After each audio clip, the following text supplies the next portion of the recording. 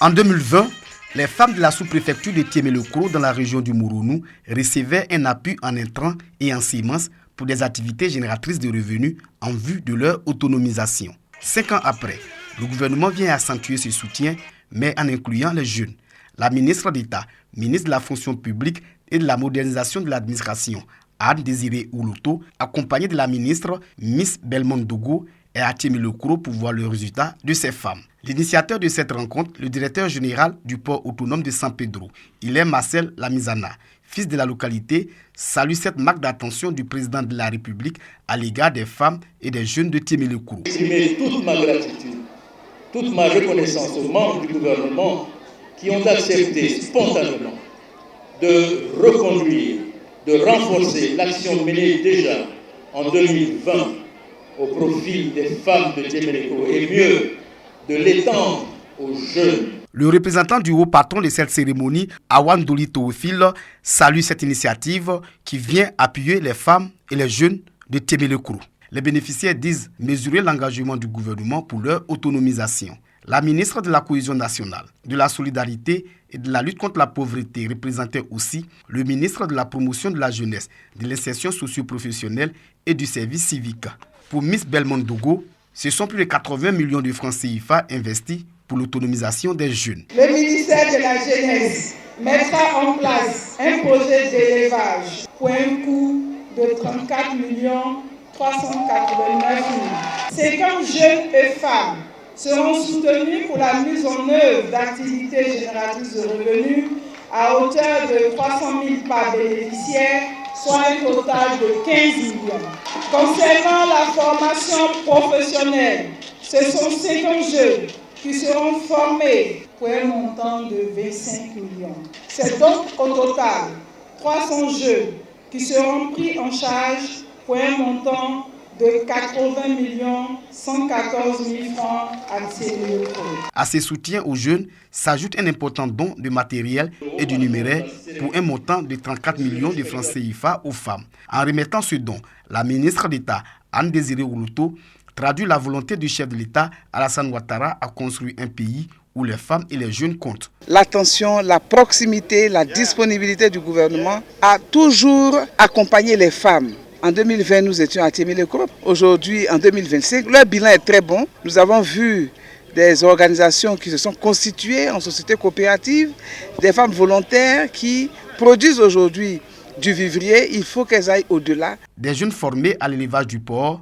des poulets et d'escargots ont reçu leur attestation de fin de formation et bénéficieront également du fonds pour leur installation.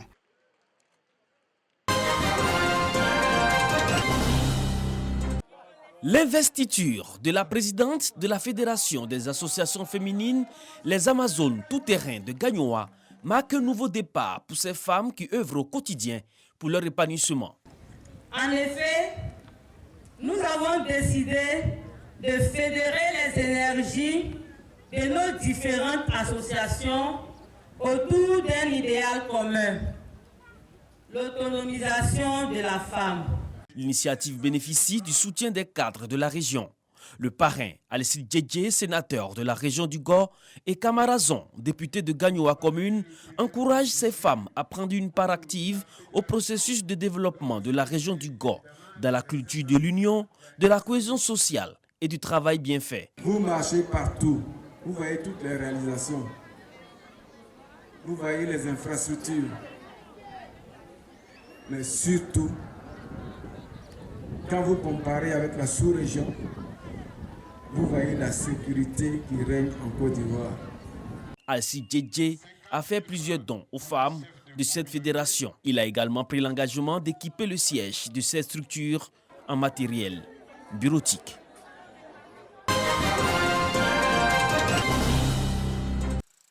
Offrir des services de santé de qualité aux populations et surtout accompagner la vision du gouvernement en équipant les établissements sanitaires.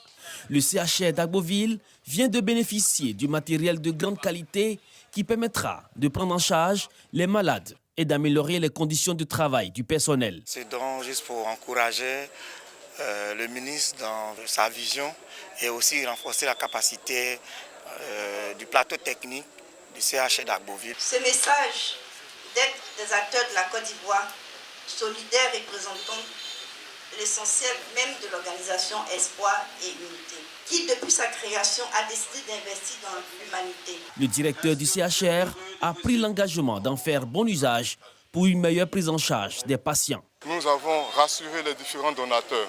Au-delà des remerciements que nous leur adressons avec les prières, que nous en ferons bon usage pour non seulement le bonheur des populations et nous également pour être dans de très bonnes conditions et travailler. Relevant que le CHR d'Agboville est un centre de référence, le ministre de la Santé, de l'Hygiène publique et de la couverture maladie universelle, Pierre Demba, encourage le personnel à offrir des soins de qualité. Qu'ils continuent dans cette belle œuvre menée par leur équipe, parce que le CHR d'Agboville est une référence au niveau donc, de la gouvernance et de la prestation des soins.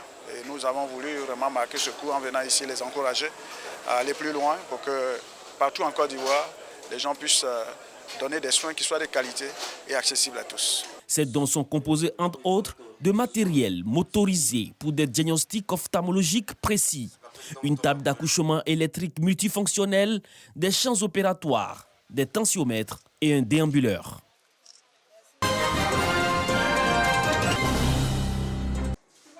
Séance de consultation ophtalmologique gratuite dans la cataracte au profit des populations de Bouaké.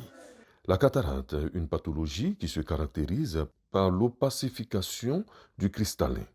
Conscient que pour le développement économique local, il faut des populations en bonne santé, cette initiative entièrement prise en charge par le maire Amadou Koné, ministre des Transports, s'inscrit dans la mise en œuvre du pilier 5 du programme Côte d'Ivoire solidaire du président de la République Alassane Ouattara qui place l'homme au cœur de toutes les initiatives.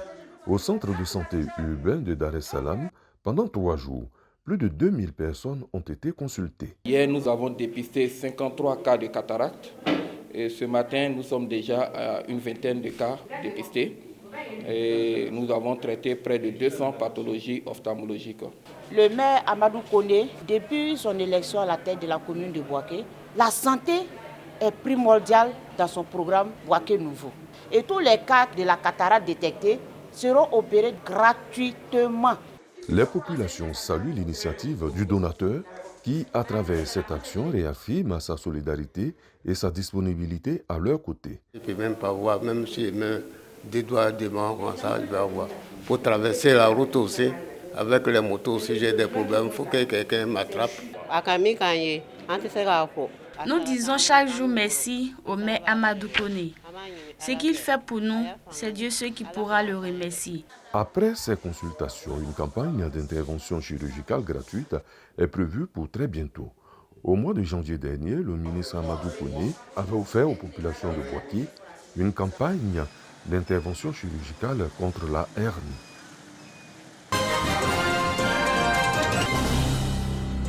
Dans cette plantation d'anacarde, Zana et sa famille s'activent pour la collecte des graines de cajou. Cette année, la moisson s'annonce généreuse dans le Kafig, l'une des zones stratégiques de production agricole dans le Poro.